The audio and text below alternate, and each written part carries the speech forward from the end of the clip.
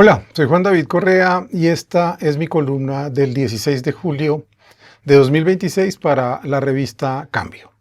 Se llama Mi vecino y yo. Tiene el pelo gris, algo desordenado, la barba crecida. Viste casual, parece un tecnócrata neoliberal díscolo. Un tipo relajado, seguro economista, ingeniero o matemático, que tiene valores individuales que tal vez no distan de los míos. Piensa que su lugar en el mundo es insustituible y que merece sus privilegios porque ha estudiado y se ha esforzado para conseguirlos. No le importa, por supuesto, que su punto de partida haya sido un capital construido por sus padres, no sin esfuerzo, que lo puso en un lugar que solo ocupamos él y yo, y que pertenecemos, como mucho, al 5% de la población colombiana.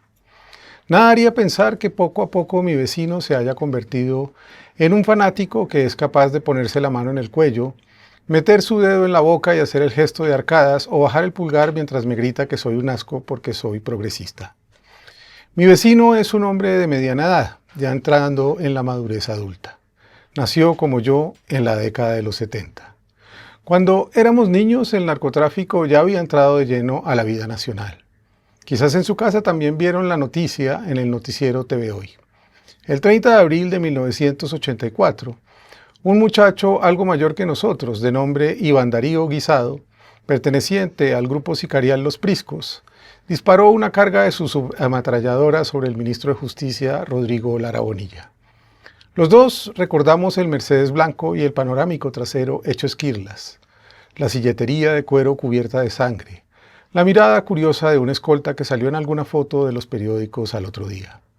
Los dos recordamos que las familias de clase media fuimos al zoológico de Nápoles cuando viajábamos a la costa en carro y parábamos en Puerto Triunfo a ver animales exóticos, sin preguntarnos por qué en ese lugar estaban siendo asesinados cientos o miles de militantes civiles de la Unión Patriótica, partido que había nacido de las negociaciones de paz que había emprendido el gobierno de Belisario Betancur con algunas de las más beligerantes guerrillas e insurgencias de aquel entonces. Un mes antes del asesinato de Lara, las FARC habían firmado un cese al fuego. No fueron, sin embargo, las guerrillas las que causaron más estruendo y dolor en la década en que mi vecino y yo nos acercamos a la adolescencia. Mi vecino quizás creció en un barrio del norte o del occidente de Bogotá y fue a un colegio privado como yo. Como muchos de nosotros, pasó mucho tiempo en Uniplay o en las maquinitas de algún centro comercial.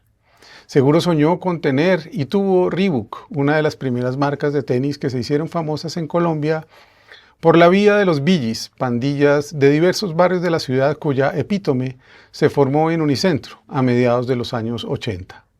Mi vecino conoció el miedo de ser castigado por los más grandes si no estaba a la altura del tropel. Se supo parte del patriarcado. Seguro pensó en tener un tambo o unos chacos para defenderse. Los más audaces comenzaron a tener navajas automáticas y revólveres. Muchos Billys se armaron y comenzaron a vender perico o a distribuir drogas. En 1987 mataron a Jesús Tadeo Machado, le decían el negro, y toda la adolescencia de Bogotá de clase media alta lo conocía. Era una paradoja, un afro de familia del Valle del Cauca, que vivía en Chapinero, hijo de policía y de madre trabajadora, fue el líder del baile, de la noche y de la fiereza de los Billys de Unicentro.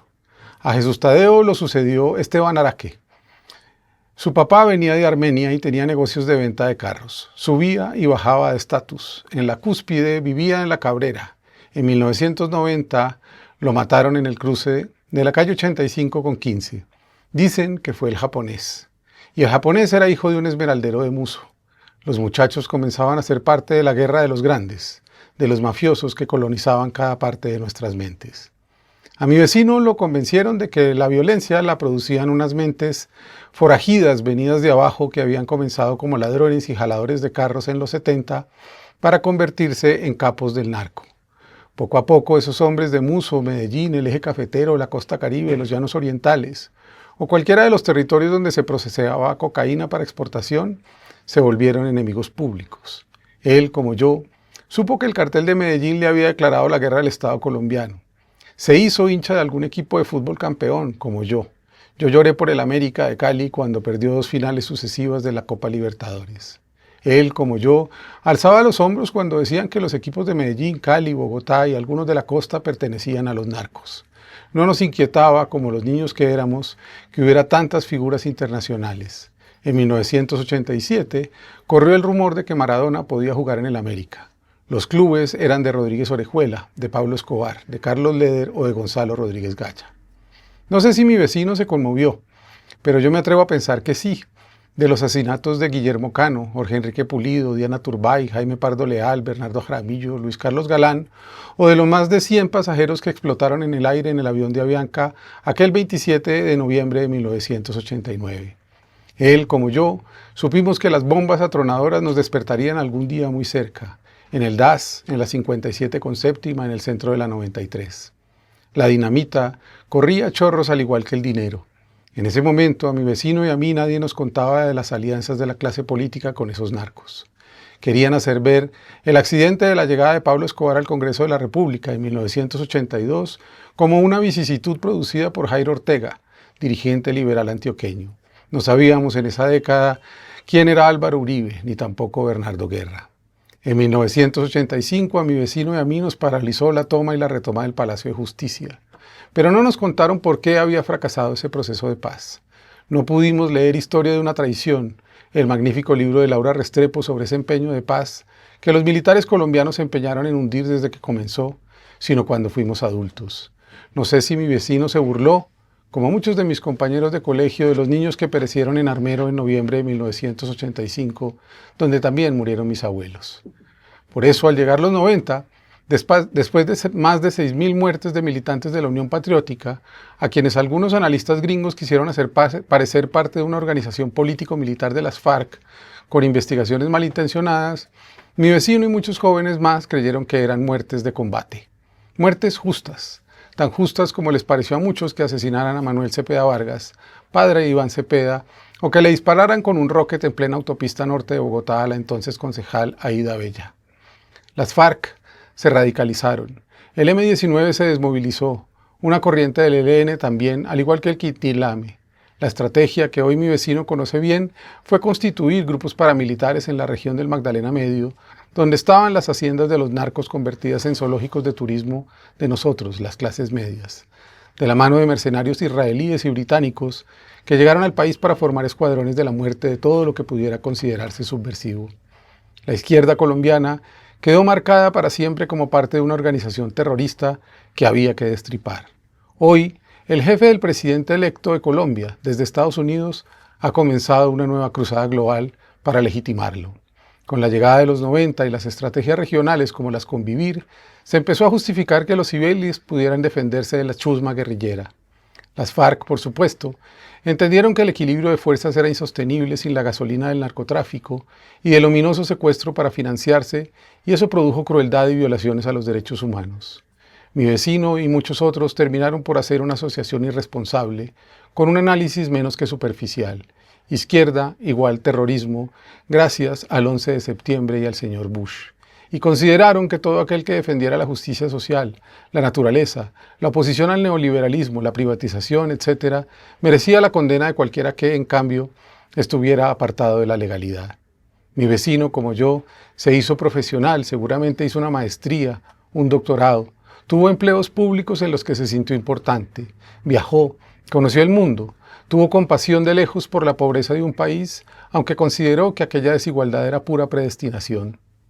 Leyó a los economistas ortodoxos, le creyó la teoría de Milton Friedman, tuvo amigos chilenos, argentinos y mexicanos en Nueva York, donde estudió un doctorado, leyó autores literarios para autocomplacer su masculinidad, como Philip Roth, se sintió parte del mundo. Mi vecino dudó incluso cuando Gustavo Petro se lanzó a la alcaldía de la ciudad, pero había que castigar a la izquierda por el descalabro y la corrupción que produjeron los nietos de Gustavo Rojas Pinilla. Cuando Petro triunfó, escribió algunas columnas sobre la falta de tecnocracia de la alcaldía. Se dedicó a reproducir noticias de medios empresariales que defendían la gestión de las basuras de Bogotá por parte de un cartel que no le perdonó a Petro la audacia de quitarle los contratos. En 2018, mi vecino votó en blanco porque ninguna de las dos opciones lo representaba. Había vivido a gusto en el gobierno de un presidente a quien admiraba por su cosmopolitismo y sus formas y relaciones sociales, y que además fue Premio Nobel de Paz. Cuando ganó Duque, mi vecino y yo Supimos que le había tocado el turno de gobernar a nuestra generación. Ni él ni yo éramos, sin embargo, parecidos a quienes desde los años 90 habían pensado que la única manera de sobrevivir en el mundo era vivir en Miami. Duque le pareció un muchacho apocado con ganas de ser grande, eso que los Bee Gees despreciaban por mezquino y salamero, pero que, poco a poco, a punta de plata, se hizo un lugar en la historia de su círculo. Mi vecino también usó chaquetas de rollistos plásticos y pensó que en 2022 vendría la revancha para alguien de los buenos, de esos que sí saben, como Santos, como Gaviria, como Peñalosa.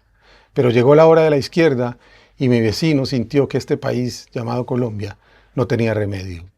4 años después, ya entrado en la cincuentena, mi vecino se hizo parte de la Patria Milagro. Su odio le ha conseguido nuevos círculos y conversaciones.